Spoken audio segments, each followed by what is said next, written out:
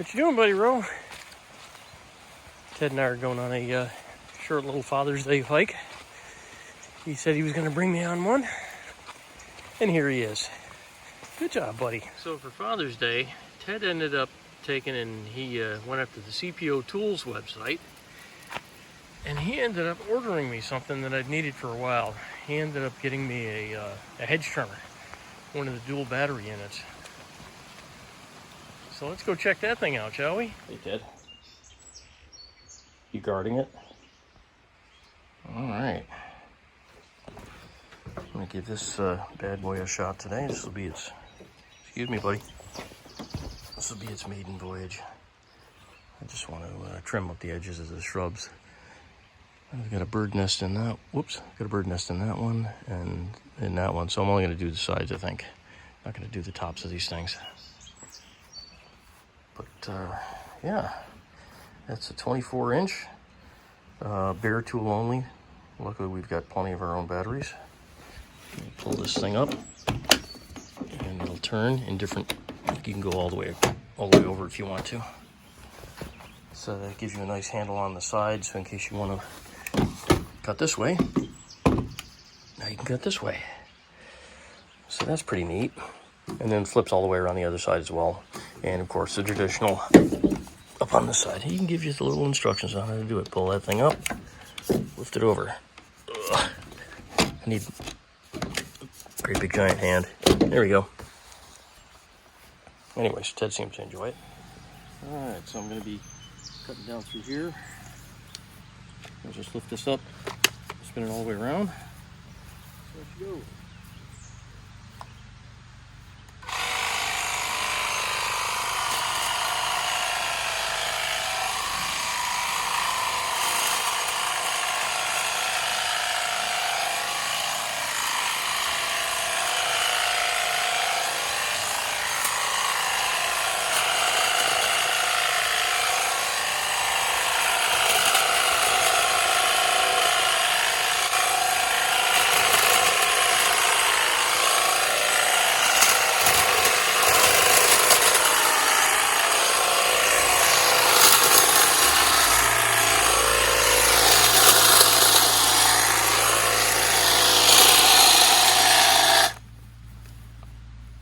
Well, that's a good first pass. And that is on the fastest speed. I'm going to turn it down to the slowest speed. So you can do a little more pinpoint cutting, I guess. That's a good start. All right, so the bare tool from CPO was $264, and bare tool meaning that it doesn't come with batteries. You have to supply your own, and you have to supply your own charger. But that's no big deal because we had plenty of batteries and chargers on our own. So I thought that was a pretty good deal, especially since it's a dual battery unit and runs for quite a while. All right, so first impressions on it, it cuts like it's not even working. So the large gaps in between really do well on the really heavy stuff.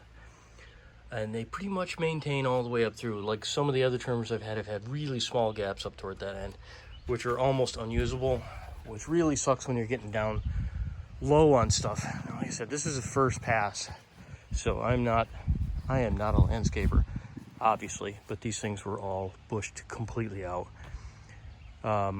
So that's fairly straight. I don't string line or anything like that. I just try and work as quick as I can just to get this done.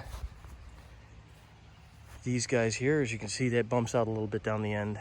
I am probably gonna bring that one in a little bit more, but when I planted these, I kind of weaseled in a little bit on this middle piece, so this actually isn't as bad as it looks. So, because there's a gap in this pile here. This is where they started taking off again. So that was actually an error where you can see they kind of curve in a little bit, come to this point, and then they curve out again. I don't know what was going on that day, but yeah, that's why you do get that bump in there. Eventually you'll probably, I don't know, I probably won't do anything with that at all, actually. I just want to trim them up so they look halfway decent. I got to go back through around these, take the tops down, but I got to check for nests first. I saw some birds getting ready, but it does a nice job shaping around the edges, because that 24-inch really does a good job covering that. This will look a lot better, obviously, when I rake all this stuff out of here. But that was a good first pass, and I got done with that. What the corded one took me forever to do, because I'd have to get cords out here. I got to run 100 feet from there, out and around, and then your cords are all going to get bunched up, and then it's a major pain. So I end up with a pile of cords up here, and then I go down one side. It was just a massive pain. So this will be excellent. Just a word of warning, it is a little bit heavy, obviously, because it's one of the 2 battery units. This safety here seems like if you let off even a hair, it's off. So it'd be nice to have this a little bit more forgiving, because between that and this trigger, this is a hard pull trigger.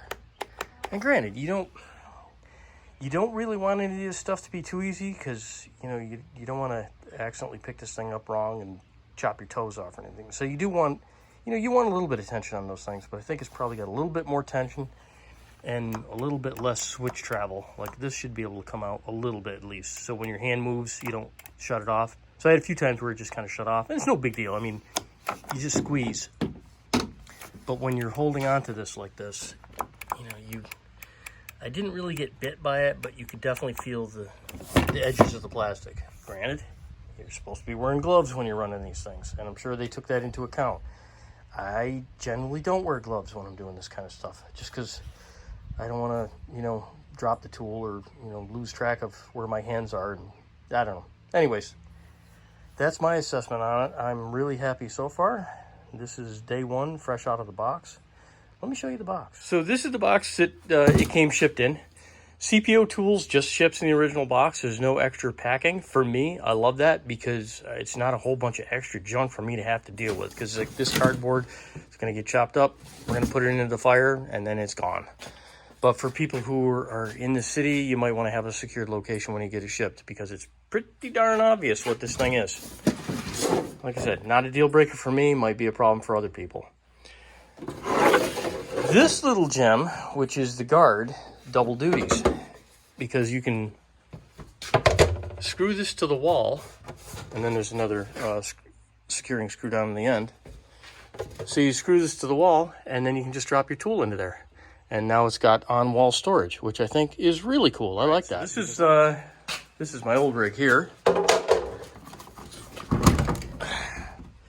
So I made myself a holder to go up on the wall to hold this big beast. So I guess the thing from CPO Tools will be nice, well, from Makita specifically, because now I'll just be able to bolt this somewhere, do the same thing, and it's already ready for it. This is my power cord, so I got 100 feet on there, so I could run that. So you can already see there's way more accoutrement involved for using the corded ones, and I can't lift the gas ones anymore. All right, so I'm not exactly sure how the battery meter on this one works.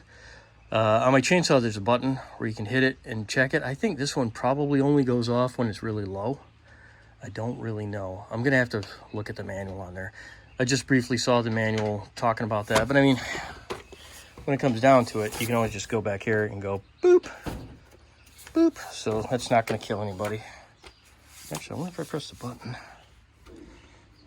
Nope, that doesn't activate it. I wasn't sure if maybe it would feed through to the meter. It doesn't, but like I said, that's not a deal breaker. You can tell by the batteries, because the batteries are exposed on this, whereas they aren't on the chainsaw. On the chainsaw, you really can't get to it as easy. All right, so Mary's gonna try it. Okay. All right, let's see. Let the games begin. Go ahead.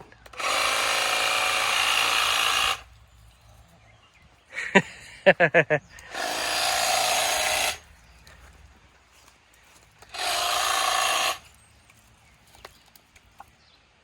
like the safety. You do like the safety? Yes. Good. I think it's a good idea for anybody.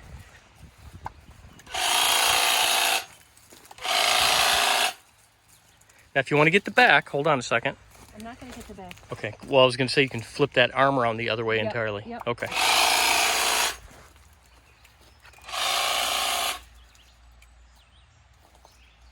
You going to clean up this mess? Yep. Okay. Naturally.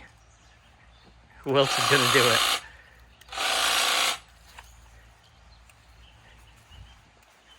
Well, if you go just like this. There you go. Well, then I guess you don't need to flip the head around. Nope. And that's right away from the house, so that's good. Yep.